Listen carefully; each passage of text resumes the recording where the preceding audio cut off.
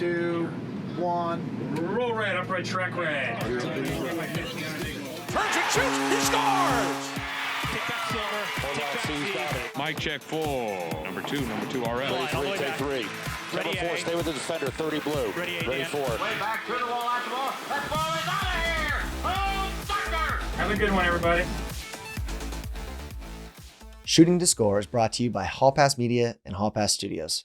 Hall Pass Media is a full-service marketing agency that specializes in brand consulting, event management, digital marketing, and creative design.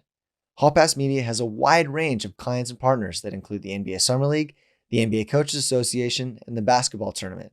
For more information, please visit hallpassnetwork.com. This episode is also brought to you by Sports Business Classroom, an immersive sports business training and educational experience unlike any other. Registration for this program is now open. The experience is a one-of-a-kind learning opportunity for anyone interested in the sports industry, specifically the business of basketball. For media professionals, this is a unique opportunity to enhance your sports business intellect and network with some of the brightest minds in the field. If you dream of one day landing a job in sports or wish to advance in your career, this program will allow you to show the right people that you have what it takes. Sports Business Classroom combines the best of all worlds into a single package. It's great academics, it's hands-on experience, and immersion at the Las Vegas Summer League. You can check out all the details for the 2020 program at sportsbusinessclassroom.com. And if you're at all interested, make sure to apply as soon as possible as this program will fill up. Again, the URL is www.sportsbusinessclassroom.com. Welcome back, sports creatives. We have an awesome guest and exciting show in store for you today. This episode is a great resource for those that are maybe in school or just out of school and looking for their first opportunity in the industry. Scott Horvitz is an editor for Overtime, the new age content distribution company that is serving up unreal amounts of quality video currently. We got to go into what goes on behind the scenes there a little bit, but first we navigated Scott's career journey to this point. Only a few years removed from college, he took a whatever it's going to take approach at working in sports, and it has paid off for Scott tremendously. Scott's an incredibly talented young creative, and there were tons of great tidbits to take away from this, especially if you're a shooter or editor. So without further ado, I give you my interview with Scott Horvitz. Thanks for joining me today, Scott. Hey, thanks for having me, Max. How's everything been? You been good? Things have been really good, yeah. Loving the new city. All right. Well, want to get started here right off the bat, just getting to know you a little bit better. How did you get into video production, kind of from your school days playing sports into the sports side of video production? Yeah, well, it's actually a crazy story. Growing up, I was always making videos with my friends and my brothers, and I kind of was always directing just little stupid videos around the house, and we would try to do our own reality TV shows and stuff like that. But as I got older, I kind of lost that love for video. I don't know if I lost it, but I kind of forgot about it. And when I was in college, I saw an internship open with the Indiana University Athletic Department, and that kind of sparked everything back up. I started interning for them, and I kind of got thrown into the fire, and I started shooting basketball games and football games and editing videos for the scoreboard, and that kind of got me back into the video production world, and then things just started going from there.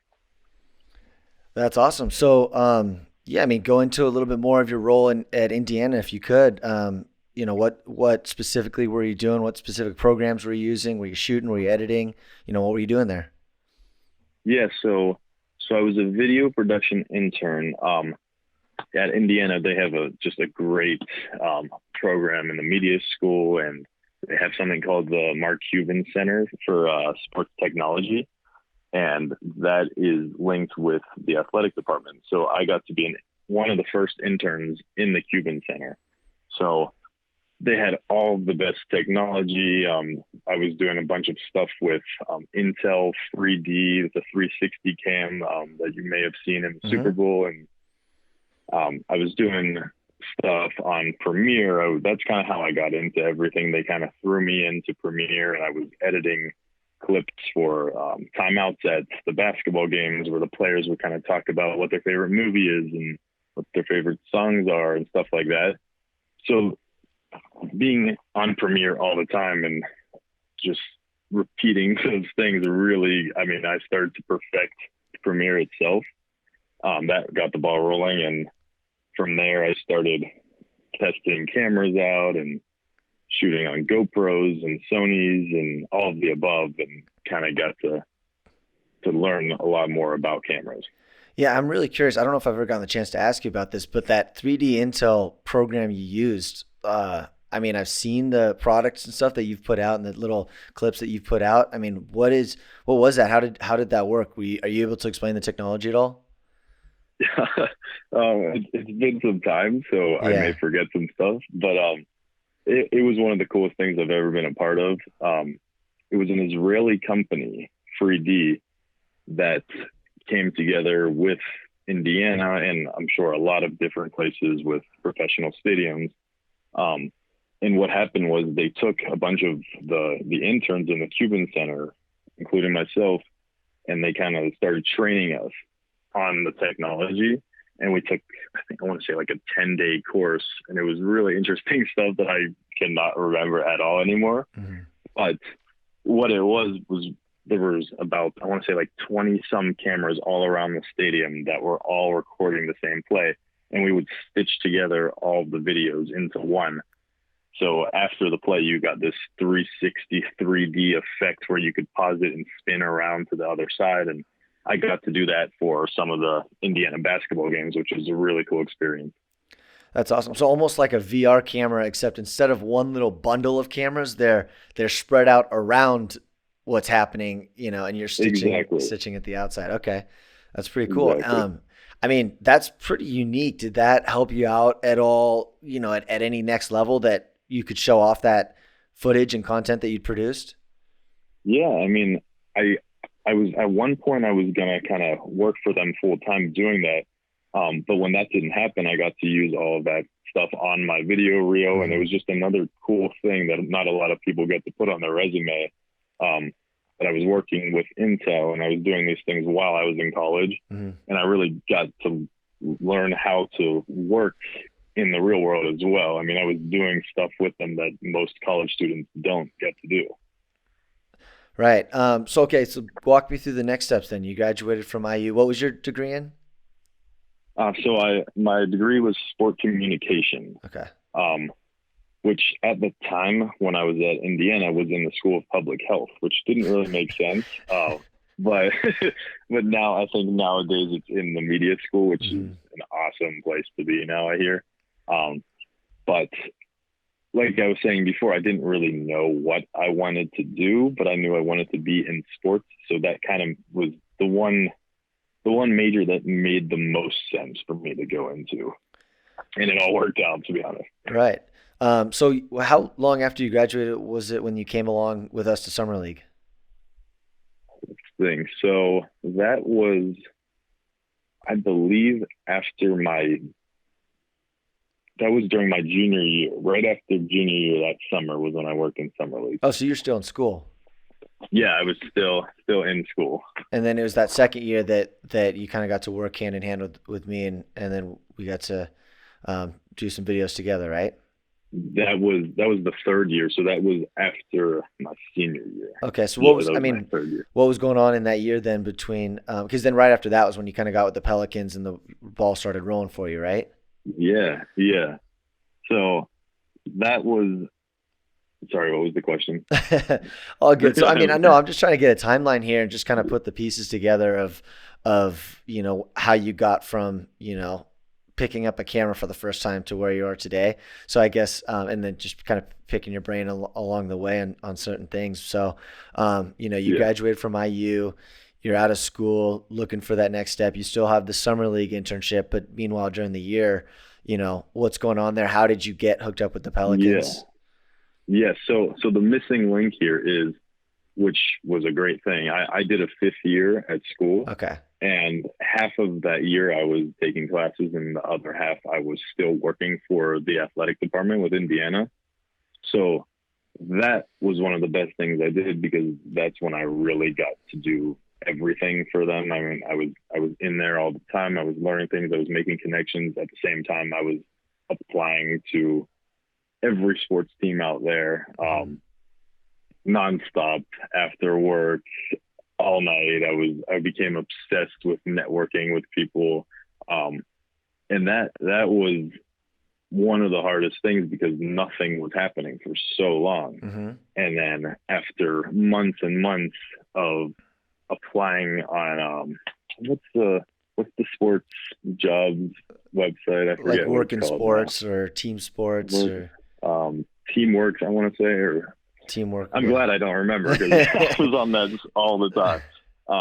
But finally, one day, I just got an email back from the New Orleans Saints and Pelicans, and I couldn't believe it. And later, I want to say 2 months later, it was like a quick turnaround. It was over the summer when I heard, and I moved to New Orleans, and that's kind of what got that started, which is the next part of the story. Yeah, I want to go into that, but what kind of jobs were you applying for? Was it all just editing? Was it in arena specifically? I mean, do you remember the different types of positions and skill sets that you were trying to showcase from yourself to get those jobs? Yeah, a lot of the positions I was applying to were within video production, mainly because I had been doing that internship at Indiana, and it really seemed like the way things were going for me. Mm-hmm. I didn't have a ton of experience, but I knew that I had the most experience within that. Other jobs were like digital media jobs or editing jobs, anything that was on my resume or I had in my skill set. Right. I was really applying to any job in sports, anywhere in the country or even the world. I was open to going anywhere, and I recommend that to anyone that's trying to get into sports. You have to be open in order to land something. You can't just pick one place. Yeah, I mean, go ahead. Talk to that. I mean, where are you from? How did you end up at IU? I think you kind of missed that part. That's a big part of it. Yeah, so I'm originally from Pittsburgh, Pennsylvania. Diehard Steelers, Penguins, Pirates, Panthers fan, all of the above. I don't know why I ended up at Indiana. I still wonder that. But there's surprisingly a good amount of people from Pittsburgh that go there, and I knew I wanted a Big Ten school, a large school, a school that had good sports, so that it all checked all the boxes off, and it was a beautiful campus, and it just seemed like the right fit, and it really worked out. That's awesome. So yeah, I mean, obviously you probably wanted to, first choice would have been those Pittsburgh teams, but sounds like you were willing to do what it takes just to get your foot in the door somewhere. Exactly. And I mean, even Indiana, there's, apart from Indianapolis, the professional sports scene isn't super vast. So yeah, It sounded like you kind of knew upon graduation that you're going to have to go somewhere else. Yeah, I remember having those conversations with my friends and family, just saying in a year from now, I could be literally anywhere. I had no idea, but that kind of was exciting to me, knowing that I could be in any city. I ended up in one of the coolest cities in the world, so it worked out. So tell me about New Orleans. I mean, what was your role there? What were some of the things that you learned? What were some of the things you got to do? Yeah, so my role there, I was pretty much a video production associate / intern, kind of the lowest of everyone in there, but that was kind of what you have to do in sports to get going. But that was the best thing I've done to this day. I mean, I got to do everything from editing the highlights of the game to shooting stuff for TV networks there, to shooting and editing stuff for the intro videos. I was in the control room for games sometimes, helping produce the games. I was on the sideline or on the baseline filming games. I mean, I was just everywhere, and I couldn't have dreamed of a better role because I learned what I wanted to do and what I didn't want to do, and I got experience in all of them, which is awesome. Okay. So what kind of, I mean, I'm going to ask the technical questions here all the way along, because that's what I'm interested in. What were you guys using to cut things? You worked doing some live stuff too, right? In arena or for broadcast? Yeah. So we were using all Adobe softwares to cut. And then we were using a Sony FS5 was our main camera to shoot intros and to shoot stuff for the networks and stuff on media day. That's another one I forgot, which was a really cool experience, just to mic up all these guys. I'm right out of college, and I'm miking up Anthony Davis and DeMarcus Cousins and Drew Brees and Alvin Kamara, and it was just a wild experience. But yeah, I mean, the equipment was awesome. I can't remember the names of some of the softwares that we used in the control room because I kind of went away from that. Right. But again, that was a different side of things that I had never seen in the control room that I got to do. And I loved every second of it, but I also learned that that's not what I wanted to do down the line. Do you remember what positions you did in the control room, or what you were? Yeah. So I actually helped for one game. I helped produce the game. Oh, wow. I wasn't the main person, but my boss, I want to say, he couldn't come in that day, and he asked me if I wanted to try it. And I was terrified, but I did it. And I had someone kind of coaching next to me. It was like, I want to say we were playing the Sacramento Kings, and I got to relay all the messages from the court to everyone in the control room. And I was going off the schedule for everything that was up next and kind of relaying that. And I was kind of the messenger in the control room. For other games, I would be in the back, we had a little segment. I forget what it's called. I want to say Inside the Paint, it was called, during Pelicans games, where we would highlight a play from a view, I think it was usually looking down at the court. And I would take a play, say it was a pick and roll, and I would highlight different players and kind of show the arrows and show the open spaces on the court and kind of dissect the play for the fans to see what really took place. So that was a big role that I played during Pelicans games. And I did that with Saints games too, for different, like say a rushing touchdown, I would show a line and how long it was and how fast he was going and stuff like that. So just a little behind the scenes stuff. Do you think you got those positions because of your knowledge of the sport, or was it more your knowledge of software, just willingness to learn? I think it was a combination of both, because I do remember them asking me right away.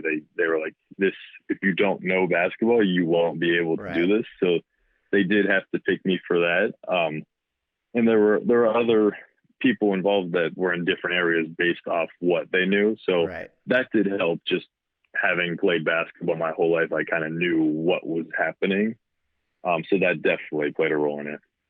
Okay, cool. So yeah, from New Orleans, your internship kind of ran up there, right?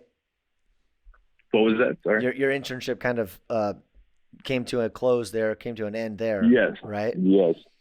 Yeah. So that I would have loved to stay forever, but it was a 1-year ordeal, and it ended up, they kind of let me stick around until I found my next job, which was amazing.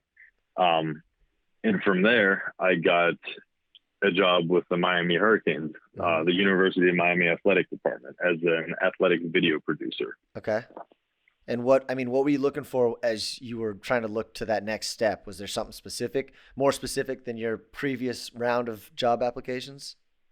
Yeah. So this time I felt way more confident in my abilities, and I had experience now for a whole year. I mean, when you're not in school and you're doing this job, you're doing it every single day, and you're really learning way more. You know, when I was interning at Indiana, it was maybe 3 times a week I was in there, and I would go for games. But this was really, I was perfecting my craft and editing all day, every day. So I felt way better about myself. I felt better about my resume, having 2 professional teams on it, which was something that you don't get at most internships because it's usually one team, but the owner owned the Saints and the Pelicans. So I had both of those, which was awesome.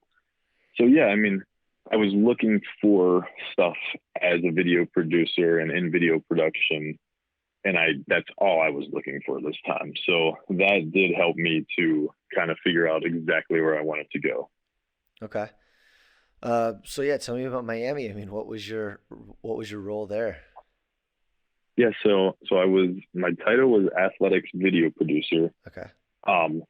Which really means, I was a shooter, I was an editor, I was a producer, all of the above. There weren't a lot of us there. There were only 2 of us for most of the year, and 3 as the year went on. So I was doing everything.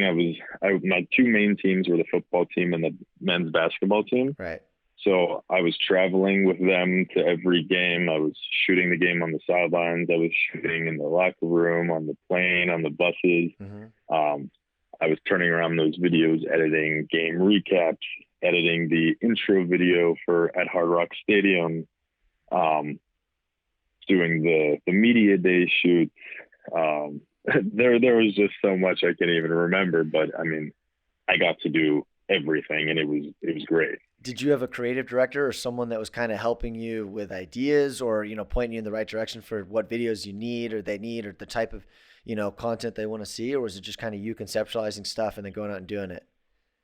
Yeah, we had a creative director, but what I loved was kind of the freedom that we had to really, they trusted us to kind of go with how we feel about it and go with our gut. And I got to really be creative with some of the ideas that I came up with. That's awesome. Cool. And then again, what kind of camera stuff were you using? And that would, my question for you there was that again, the production company, or I guess in this case, the university's equipment, or is at this point, did you have anything on your own that you invested in? Yeah. So everything that I used at Miami was from the athletic department. They owned equipment. Mm-hmm. We had a Red that we didn't use that much, but that was really cool to get my hands on. Mm-hmm. It was mainly Sony's. We used the Sony A7 III, the Sony FS5, and we had a couple GH5s, the Panasonic GH5. Mm-hmm. And we had a Ronin. I mean, we had some good equipment, so we got to experiment with some cool processes for some shoots, and it was a good time. That's awesome. Do you have a favorite memory, anything like that from your time in Miami? Yeah, I mean, I would say the most memorable thing that honestly in my sports career, and it happened to be there, was we had a game at Cowboys Stadium, or AT&T Stadium, against LSU. I guess now, what was it, a year ago or 2 years ago? We were number 8 in the country. This was the first game of the year in all of college football. We were number 8. They were, I want to say, like number 22. And this was my first game working for the team, and I got to run out of the tunnel. I filmed it with the team into Cowboy Stadium as my intro video was playing on the screen, and it was just one of the coolest things ever. I mean, I had chills throughout my whole body just running into a full Cowboy Stadium. It was wild. Damn. I mean, you get the experience as a player, just, except you're holding the camera instead of having a helmet on. Exactly. I tell people that once I realized that I was not going to play professional sports, I was always like, how can I do the things I've wanted to do without being on the team? And that's the coolest part of working in sports, is you get to experience those things, and some of the things that I checked off my bucket list that I got to do just because I was associated with the team, That's great. Was that position another internship, or was that a staffed role, or how did you, what happened there? How did you get from there to your next step? Yeah, so that was a full-time role. And that kind of, I'm trying to think how to word this. I mean, I had a blast there, but Miami, the city itself, was not for me. I mean, I'm from Pittsburgh. I'm an East Coast guy. Yeah. And it just wasn't my vibe, really, if that's the way to put it. And I've been trying to get to New York for forever, honestly, like since I graduated, and most of my friends and family are here, but I knew I had to build my resume in order to do that. Which is what I tell people trying to get into sports that are coming right out, that are trying to go right to their favorite city. I mean, it's not usually the smartest thing to do. You really need to pad that resume before you try to do that. And luckily I was able to do it in 2 years. And that's what finally pushed me towards New York City. Were there any differences you noticed between the professional sports level and the collegiate sports level from your job's perspective, I guess? Yeah, I would say at a collegiate level, it's nonstop. And working in all sports in general is nonstop. Mm-hmm. But having seen them back to back in college, it never ends. And I was working for almost every team. It was football, basketball, volleyball, track and field, swimming, golf, soccer. Like, it was nonstop, So every day there was a new project with a new team and a new shoot with a new team, and there was no time where you get to take it easy. So that would be the one difference. But I mean, like I said, working in sports is just craziness all the time. So they were pretty similar. Yeah. I mean, so I got a question for you about, at Miami, you're creating essentially, it sounds like, a new video for a new sport every single day. I mean, how do you keep the creative inspiration and keep doing new stuff and growing and having better and better content? Because I mean, I know you, and just as most of us that are athletes that are in this now, don't want to do something worse than we did it the day before. So every video we expect it to get a little bit better. I mean, how did you do that? Yeah, I mean, that's a great question. I'm still trying to figure out that answer. I mean, I think you have to find a balance, because in sports, the one thing that you do have to realize if you're working in video is that it is quantity over quality at times. I mean, you're pumping stuff out all the time, and you need to get it out right away. But when you're in the film industry, you want to perfect your stuff. And at least me personally, everything I do, I want to be the best that I've done. Right. So it is really hard to kind of learn that balance between just getting it done as fast as you can, but also still having that quality that you need. But that's something that I'm still learning to do, but I think I've really grown, and I don't work on the little details on a video that needs to get out right away. I just make it as good as it needs to be. Right. No, but it is a tough question. That's definitely a learning curve. Yeah. So, and then again, I guess now we can go into where you're at. First of all, how did you get the job at Overtime? Because you moved to New York before you had the job, right? Yeah. So I took a risk with my career and my life, and just kind of got up and decided I'm moving to New York. I knew I wanted to do it, and I'm just going to make it happen for myself. So I just went, and I came to New York. I started applying to everything I could see.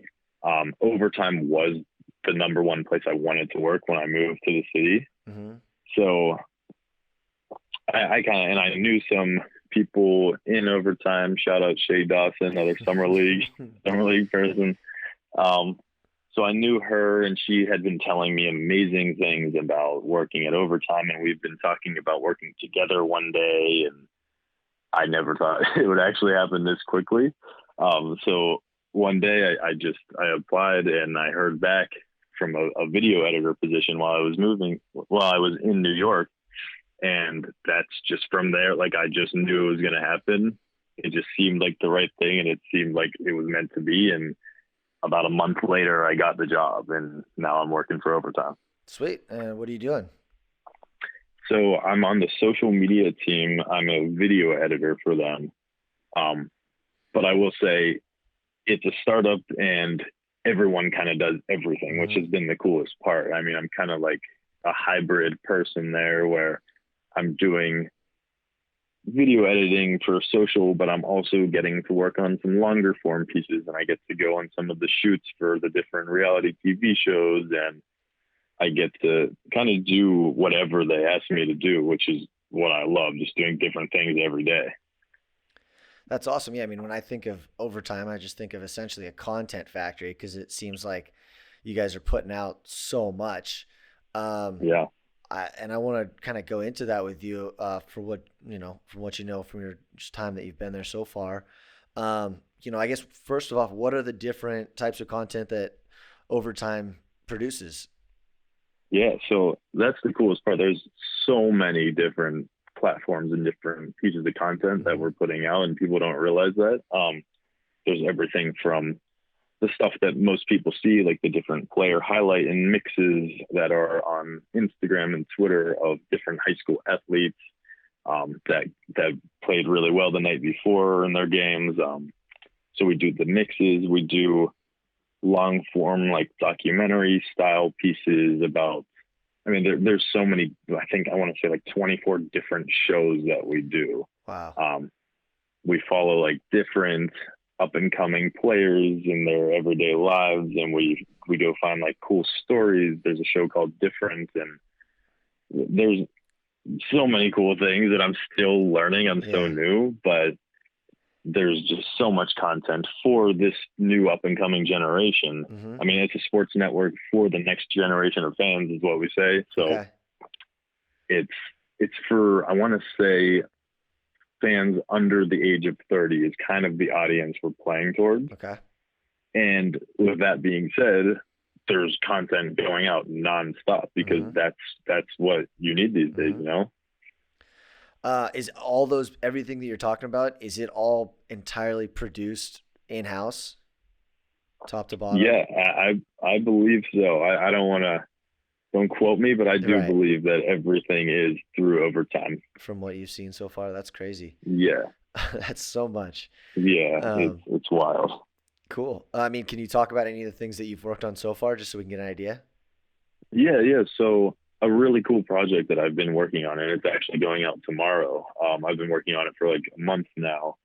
It's a long form piece that a couple guys on my team shot over the summer. They went to Israel and they shot some stuff on a young player named Yam Madar. He plays for Hapoel Tel Aviv professionally in Israel, and he's 18 years old. At the same time, he's playing professionally against ex-NBA players and college players. He's in the army in Israel. So it's just a crazy story. Wow. And I want to say he's projected to get drafted to the NBA in the second round, hopefully. Wow. This year. So that's been really cool. I mean, I've been working on editing this piece for about a month, and it's been something that I haven't really gotten to do in my past jobs, kind of work on a long form piece and kind of tweak it every day. And that's something that I've been wanting to do for a long time. That's sick. That's awesome. How many, how do you know the size and the scale of the production staff that you guys have? I don't know. Yeah, I don't want to say, cause I don't know exactly how many. So overall, I want to say there's about 130 employees in general. We have a New York office and an LA office, which is the LA one getting up and running now. Yeah, I don't want to say, cause I really don't know. All good. No worries there. I mean, I know I kind of gave you a little bit of heads up with this question, but if you can't talk to it, all good. But you talked about this focus of the demographic being, that 30 and under generation. But, obviously the company's got to make money. Did they put any emphasis on any specific things that help that, I guess, financial goal or anything like that when you guys are making videos? Are you guys trying to profit from the videos themselves, from, ads and whatnot, from views, or sell merch, or, is there a big, shiny object that you guys are after with each video? Yeah. So I think that on the social team, first off, the guys that run it, who are amazing, have like perfected exactly the formatting and how the videos should be set up and what should come first and what should come last and what the cover image should be, just to get all these views. They know exactly how to get the audience in, which is the beginning of that. And once you have the audience, that's when the next stuff comes to play. That is something that has been talked about, the money aspect of the company recently. I don't know a lot. I'm only almost 2 months in. Yeah. I will say what I do know is our merchandise team is awesome.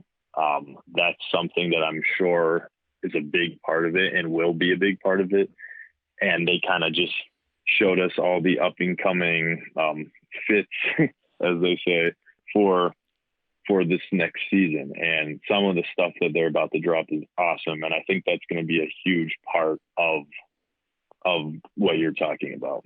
So the content will be driven towards selling gear, whether it's based around storytelling or just straight up gear promos or what. But that's what you think. Yeah, and Yeah, and the kids that follow us and love overtime they just love repping overtime, you know. So like everybody wants their T-shirt with the O on it, and Right. we have a handshake now, and we have different signs for the big O. So it's really cool to see how much people want to be involved. So getting merchandise and having them be able to rep it is going to be something awesome. Yeah, no, I mean, props to all those guys. They've created a culture. I mean, you know, from my time working in the grassroots world, you know, starting 5 or so years ago, they were kind of, I don't want to say a joke, but, you know, they were any high school kid that you could find that would hold a camera and put on a shirt was kind of just in the way over there. To where they are now is very impressive. Yeah, it's really special. I mean, I've only been there 2 months, but getting to talk to some of the people that were there at the beginning, and it's grown from 10 people to what it is now. It's wild to see the growth. Yeah, that's awesome. Do you have any favorite projects that in your career that stick out that you've worked on? Yeah, I think one of my favorites for sure was at my time with Miami football. We had a game against UNC, I believe, at night, and we were wearing these cool new all black uniforms, and we were calling it Miami Nights. It's kind of the theme of that game. So me and my boss at the time were talking, how can we promote this game? What's a cool idea? And I kind of slept on it, and I came up with this really cool idea to pretty much do a shoot in front of a black light and kind of have like a glow in the dark theme. And we got glow in the dark splatter paint, and we painted this big tarp and hung it up in this dark room. And we had one of the players come in, and he had shiny visor on, and the white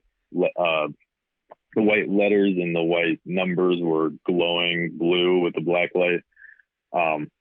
And that was one of the coolest shoots I've ever done. And I got to edit it, and it really came out awesome. And it was just one of those things where you envision it and you get to actually do it, and it comes out. And not everywhere do you get to come up with an idea and everyone's okay with it and lets you just run with it. And that was one of those times. That's awesome. I'm definitely going to be like hitting you up as we're going to publish this stuff, so I can put all these videos in the show notes and links to them and stuff like that, so people can reference what we're talking about. Awesome. But like, okay, so something like that, was that you know, were you entirely the producer of that, or did you have other people that you were collaborating with on the creative process, or how are you going to make it work, or was it just something like, you know, and where did you get the inspiration to do the blacklight kind of glowy look? Yeah. So the inspiration actually came from, Mac Miller, the rapper, was from Pittsburgh, Pennsylvania, and he kind of grew up in the same circle as me. So I've always been a huge fan of him. Rest in peace to him. One of his music videos was like that. It was like kind of like in a basement with all these like crazy mascot animals and stuff, and like there was just glow in the dark graffiti everywhere, and it was just like this wild video. And I don't know why, I don't know if I saw it that week or I just was thinking about it. I was like, that would look so cool with these uniforms, and that's kind of what sparked the idea. And to the other question, it wasn't a big team, so I did a lot of it. We did a lot of it alone. I mean, it was me and my boss, the creative director, and we were just outside, like standing on this tarp in the middle of campus, throwing splatter paint on it. Like the players were walking by, like, what are you doing? Like, I think they like threw some on. So it was really like, you just, like people think it's like this whole big thing, but really like you're doing everything. Yeah. And then we went to Walmart and we got some stuff to hold it up on the wall, and it was just two of us doing the entire shoot pretty much. That's sick. That sounds like so much fun. Yeah, it is fun.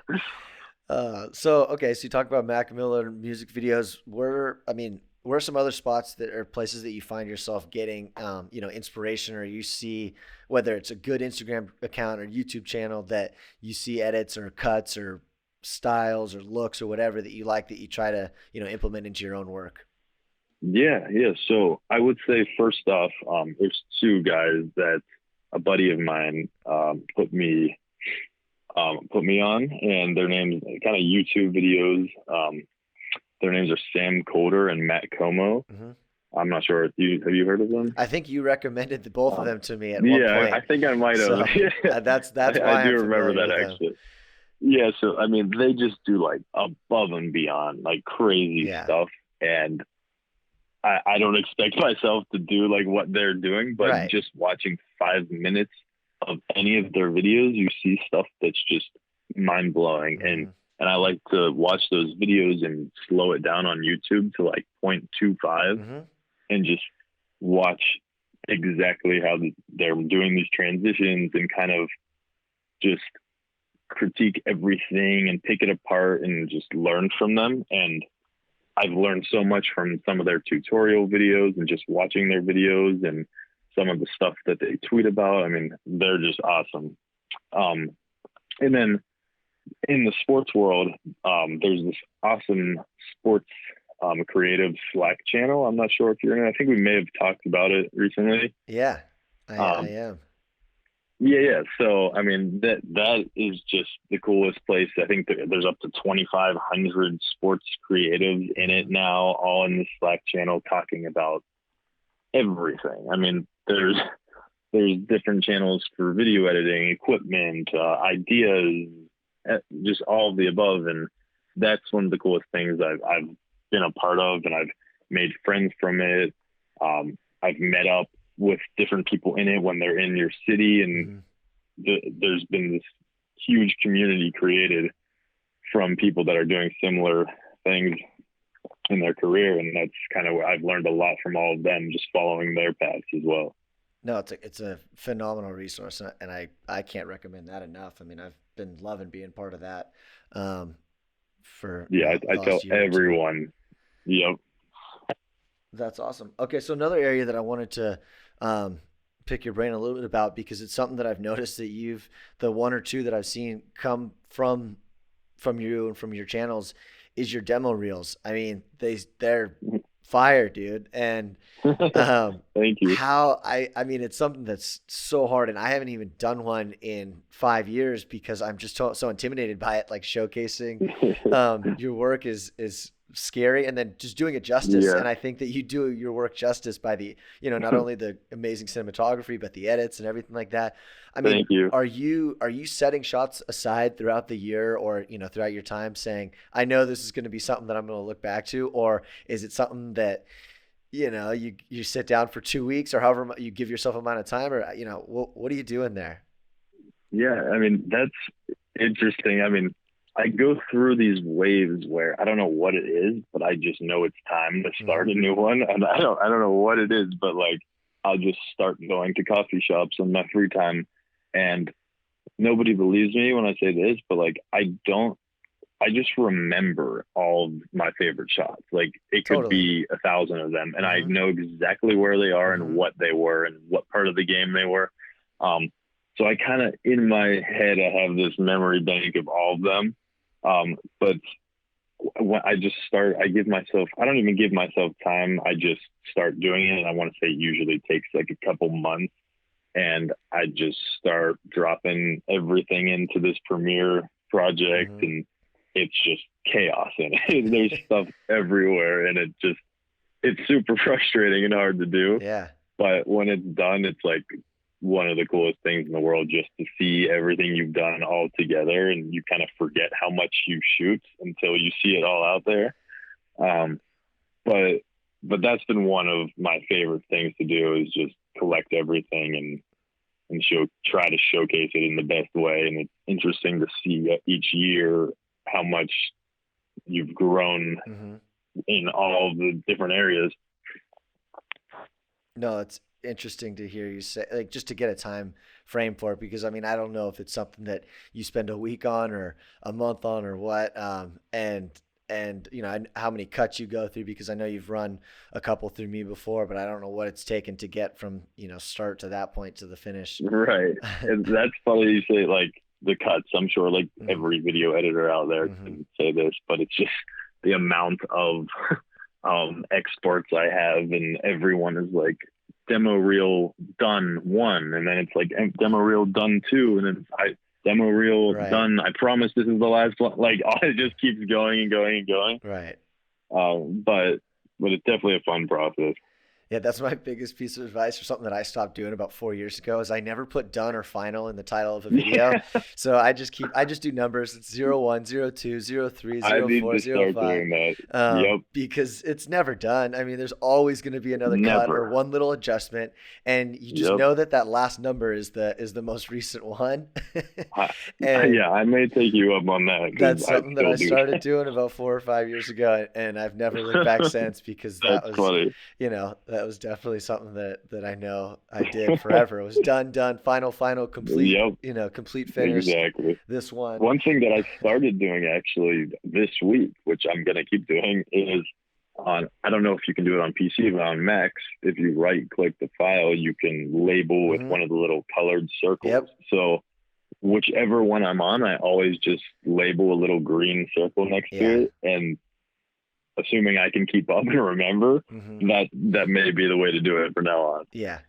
I do that with project files, because I don't know, whatever, if I'm working on different projects or whatnot, or there's, the Premiere crashes and I have to create, a new project with a different name, I just make sure I have a label next to the ones that, the one that's most recent. And then the other thing that I like about doing, the numbers as the file name is like at the end of it is, at least with Vimeo, and I think with YouTube, you can go back and, like, even if you change the title of it, you can look at the file name. I know with Vimeo you can, so that helps too. If I'm like, which version of this is on Vimeo, even if I renamed it, I can see the exact file name, and correspond with what the last number or whatever it is that I exported. So I don't know, some good tips and tricks there. I hope we can find some more of those here. All right, so I got a curveball, tough question for you here. What's something that you're struggling right now with in your career, professionally, in your job? Let's think. I think one thing that this might be going around your question a little bit, but maybe we can get back to it. One thing that I've been struggling / trying to work on and get better at is photography. That's always been kind of an insecurity, like within everything I know within video, and creatively. That's been something that I always wanted to try. And this summer, when I didn't have a job, I really started going crazy taking pictures. And I think I've gotten myself to a pretty solid place. I feel pretty good about my photography skills, but that is the one area that I really need to grow within, and I want to grow within. I hope that works. Yeah, it's a perfect answer. I mean, that's great. And I think I've personally noticed that working on photography helps me become a better videographer. They play off of each other, just thinking creatively and thinking about different ways to do stuff and settings and all that stuff. Yeah. And one thing that I've been kind of doing is incorporating some of my pictures into my videos, which has been a cool thing to kind of pause the moment and just have a couple quick flashes of that video. And it's cool to have both sides, which I never really did. Yeah, totally. So do you have a DSLR then, or are you using different cameras? What's your equipment situation like these days in terms of camera gear? Yeah, so I own my own Sony A7 III. Okay.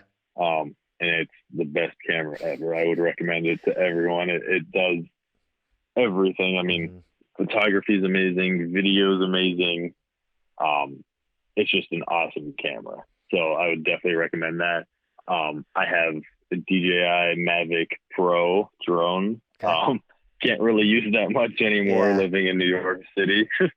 But that's one of my favorite pieces of equipment. I've gotten to capture some awesome stuff in all of the cities I've been in. And yeah, I mean, I have a couple different lenses. I don't have a ton of my own stuff, but that's all I really need, to do some of those little creative. Right. I have those creative moments on a random Saturday where I Right. just want to go out and get my own stuff, and that's all I need. What kind of glass do you have? I have a 24 to 105 Sony. Okay. That's one of my newest ones. I have a 35 millimeter Sony, and I forget my first one. I don't know exactly what it is, but all Sony lenses. I love Sony, as you can tell. Yeah, no, it's everyone's got their stuff, and there's nothing wrong with that. I mean, Sony's great, and hear a lot of people using Sony's, either the A7s or the FS7s or whatnot for sports especially. Another Right. question regarding the gear and stuff like that, and you don't have to get into numbers specifically, but maybe percentages or just how you approach it, is budget. I mean, do you give yourself amount of budget from your salary that you allocate, or is it just something like you see this as something that's a passion for you, and you're going to be reasonable but spend what money you want on it? Can you talk about that at all? Yeah.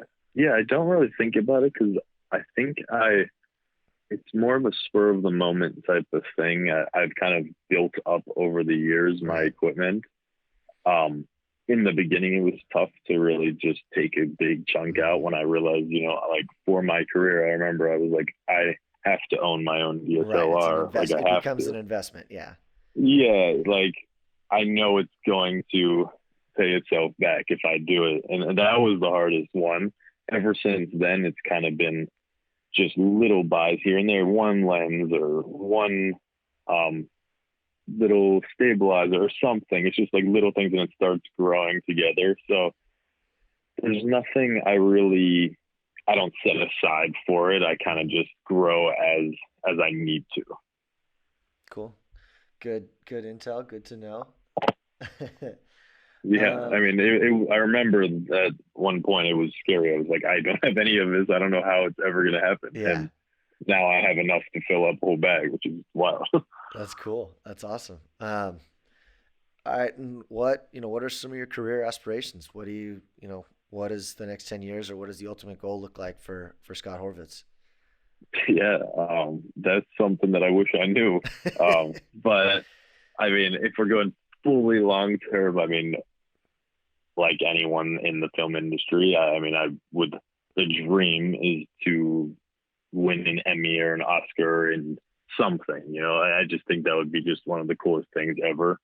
I have these little like things that I think I may want. That's about it. That and maybe being a creative director one day,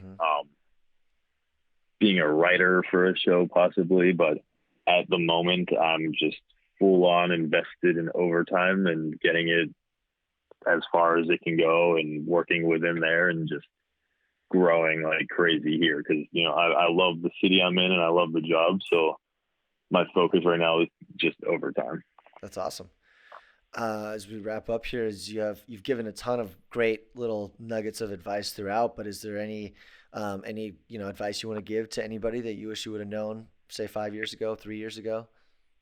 Yeah, I mean, the obvious one is just don't get down on yourself because like the timing isn't working out because one, everyone has a different timeline, and two, especially in sports, I mean, everything has to do with timing itself. It's not usually because you can't do it or they don't want you. It's just, it didn't work out. Someone has to leave in order for a position to open, and things just all have to come in at the same exact time. And if I knew that and just knew to stay patient, I mean, I guess I did, but at the time it wasn't easy to do. I would tell people coming out of college, just keep applying like crazy, just keep going. Just keep networking like crazy and reaching out to people and utilizing LinkedIn like crazy. You never know who's going to respond back to you. But yeah, I mean, those are some of the things that I kind of learned to do towards the end of my college career, but they're little things that a lot of people don't think of that may seem obvious, but they're not. And I think if you can do that eventually, if you can do that and you can be passionate enough about something, then eventually it's going to come. Awesome. Great advice. That's it for me. That's all I got. Did you have anything else that you wanted to add? Man, I think we got to everything. This was a blast. Not as bad as you thought it'd be, huh? No. Oh, Sweet. this is great. That will just about do it for today's episode. Thanks so much for tuning in. If you liked anything you heard today, I encourage you to connect with Scott on social or go see any of his work at scotthorvitz.com. We'll link to that and any other stuff we mentioned in the episode in the description, so no matter where you're listening or watching, you can easily check them out. I want to show some appreciation for our sponsors, Hall Pass Media and Sports Business Classroom. And finally, if you enjoyed the episode, I want to put out a request to you to share this with any of your friends or colleagues that you think might like it as well. Thanks, and I'll see you next time.